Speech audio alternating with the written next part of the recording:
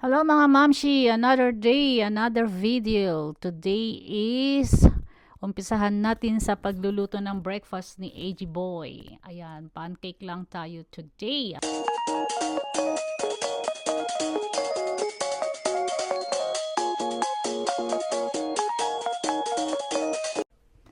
Today is the first day of school year in Japan. And since transfer yung anak ko, first day niya, medyo hinatid ko siya ng by Kuruma, by car. Diba, spoiled ko muna siya today. It's only for today though. Hindi po allowed hatid ng bata actually. Naglalakad lang po sila. So kung nakikita niyo yung mga bata doon, naglalakad lang yan. Kahit gaano pa kalayo ang school, bawal po, hindi po pwedeng ihatid. Dapat naglalakad lang sila. At hindi rin po pwedeng magbike. So ayan. Kaya safe naman dito, kaya okay lang mag-isang naglalakad. At marami naman din silang nakakasabay daw. Ayan. Ang ganda ng school ng AGO. Ang daming sakura sa daanan. Ayan, actually, sa kabila. Yan ang school niya. So, iniwan ko na siya dyan dahil ako ay pupunta pa sa Fusa. At yung apo ko naman is, ang apo kong si Miana is grade 1. So, merong ceremony. A-attend ako ng ceremony. At yung kanyang mama, ang anak ko, siya lang mag-isa. So, a-attendan ko.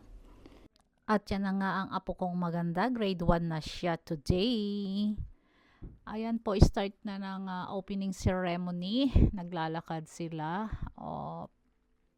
Uupo na sila sa kanilang designated upuan. May apo is nasa section 2. Dalawang section lang dito sa elementary. Grade 1, 1 and 2. And then, ayan, pinakilala na ang principal and then yung mga teachers sa buong school yata ang pinakilala, and then yung sa section nila. So ayan ang teacher ng section 1, and then ang section ng section 2, ang teacher ng aking apo ay kaapelido namin. So maybe hindi naman to kamag-anak kasi ang apelido namin is dalawang klase ng kanji. And ang aming kanji is endangered species. Parang wala na kaming ganong katulad na kanji. Endangered species. So anyways, ayan.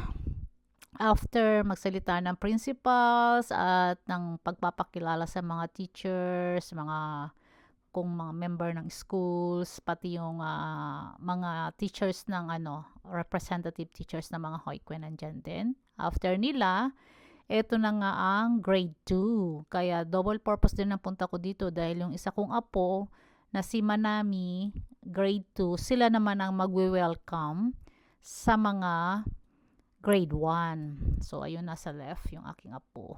Left side, nasa baba. Ayan.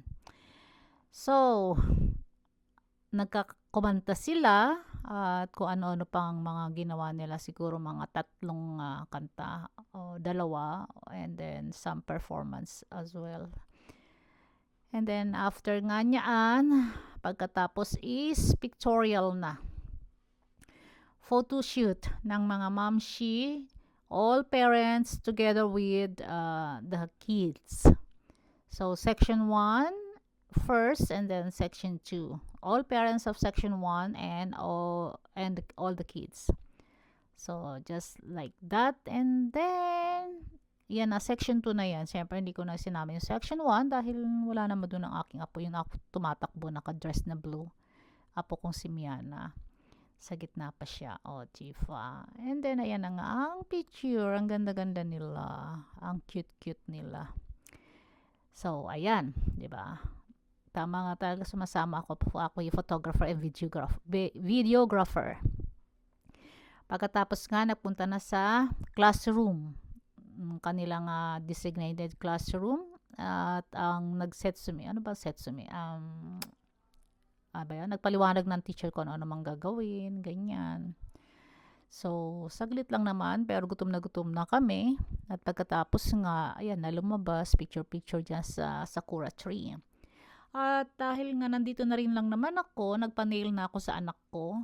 Siya po ay gumagawa ng nail. At nagpa-beauty na rin ako, nagpa-facial na rin ako kasi nasa isang location lang naman, nasa magkasama sila sa apartment. And after nyan, tumawag dahil ako inabot ng gabi, ah, tumawag na yung aking bunso. At ako nga ay hating gabi na nakarating sa bahay dahil nga almost 40 minutes drive from Fusa to Achioji. So, see you next time. Until next time. See you again next time. Bye. Thank you for watching.